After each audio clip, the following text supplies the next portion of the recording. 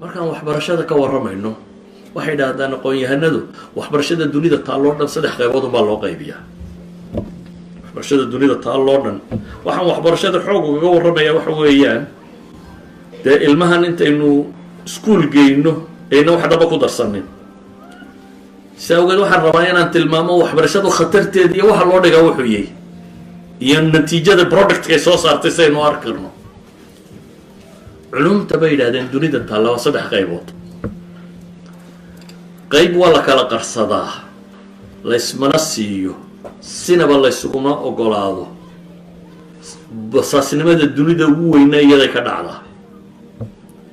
qaybna waa laysku qasbaa, sankaa layska geliyaa, waa laysa siiyaa, waa la maalgeliyaa qofka baranaya. qaybna waa la kala gataa bay yidhahdaan. waxbarashada dunida taallaa bay yidhahdaan 3 qaybood. qaybta koowaad ee aan sinaba laysu siin waxay dhahaan waa culuum siyaada.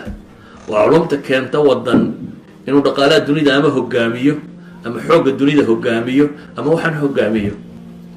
waa culumta ku saabsan bay dhahdaan maalan nuclear weapon iyo wixii ku saabsan laysuma ogola. ciddii xariiqdeeda xaggeeda soo egtana haddii la tumi karo waa in la tumaa. waa culumta ku saabsan cilmi alfadaa, cirka iyo waxaan loo diray iyo wixii ku saabsiisan. waa culumta ku saabsan hubka oo dhan iyo teknolojiyada ku saabsan. waa culumta ku saabsan core ideaha ay leeyihiin shirikaadkan waaweyn ee dunida ka jira. shirkadana ma bixiso core idea. maalan coca-cola 100 iyo dhowr sannadood buu hadda secretiyey oo ay leeyihin mar kasta dunida 2 qof oo qura og xataa waxaa meesha ka jiro oo dhan. meel bay ku qarsoontahay, banki bay taallaa, 2 injineeroo quraa loo sheegaa waxaasaa la isugu qaldo. that's all. cid kale ogi ma jirto. 100 iyo dhowr sannadood bay hadda maraysaa. idan aqoomaha dhaqaalaha abuura, xoogga abuura, taliska abuura, waxaa abuura laysma siiyo. waxay yidhaahdaan dunida marka la eego basaasnimada ugu badanina waa meesha ay ka jirto. waxa ugu badan ee laysbasaasaa waa in aqoon la xado. weliba bay leeyihin waa meelaha inta isku jaalka ay xataa isbasaasaan isxadaan. sanada qaar bay waxay leeyihiin westranka basaasnimadii ugu badnaa isku sameeyey. waxaanay ku saabsiisan tahay maxay? core ideas la kala xadayo oo waxaa ku saabsan. aqoonta ayada laysma siiyo. ninkii agteeda soo marana waa laga durkiyaa. waana ta dunida loogu taliyo, dhaqaalaha dunidana lagu hayo. taas waa qayb. qayb kale waxay yidhaahdaan cid waliba way faafisaa. dowladdu waliba waxay isku daydaa safaaradaha ay dunida ku leedahay inay qayb ka mida safaaradeeda ka dhigto qaybtaa wax faafisa. waa aqoonta ku saabsan bay yidhaahdaan identityga waddanku leeyahay. hadday diintay, hadday culture tahay, hadday values tahay, hadday taariikh tahay, hadday af tahay. safaaradaha dunida safaarad kastoo aad timaado safaaraddu waxay leedahay qayb cultureka ah. safaaraddu waxay leedahay maxay? maktabi thaqaafi.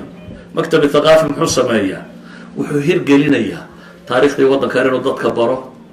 waxay rumaysan yihiin valueskooda inuu baro, afkooda inuu baro. ummad waliba waxay jeceshay afkeedu inuu faafo oo uu dunida gaadho. qaybtaasi bay yidhaahdaan waddan waliba deeqsi buu ku yihi. dunida inta kale diintiisa iyo dhaqankiisa iyo afkiisa iyo valueskiisa imika western oo dhan baad maqlaysaa waxay leeyihiin xuquuqul bini aadamku ku xidhan yahay donorsku waxay bixinayaan.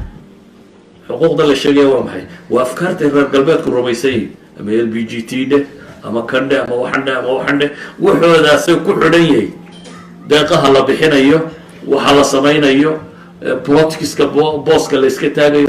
idan waa valueskoodii bay faafinayaan. waa xun iyo waa san iyo kaasna iska damayso. waa valueskoodii bay faafinayaan. waddan waliba wuxuu tijaabinaya afkiisa siduu u noqon lahaa maxay? af international oo dunida laga yaqaano. waddan waliba wuxuu raadcaynaya taariikhtiisa sidii loo baran lahaa ayuu noqon lahayd.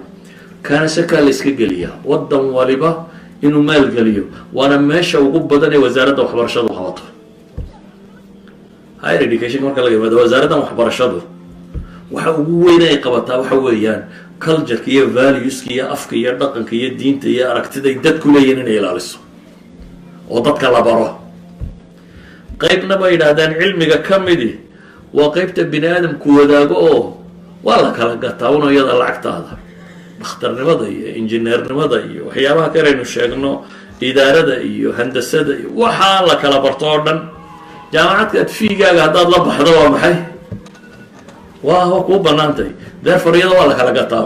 professorkana waad gadan kartaa, jaamacaddana ardaygaaga waad keeni kartaa, waa suuqa dhaqaale ee furan ee obinka. idan waxay dhahan tacliinta dunida waa saddexdaa qaybood. waa qayb aan laysu ogolayn secrets oo cid waliba inay ilaashato rabto, qayb sirka layska gelinayo cid waliba inay faafiso ay rabto, iyo qayb mushtarak bini aadamku u yahay oo cid waliba ay gadayso.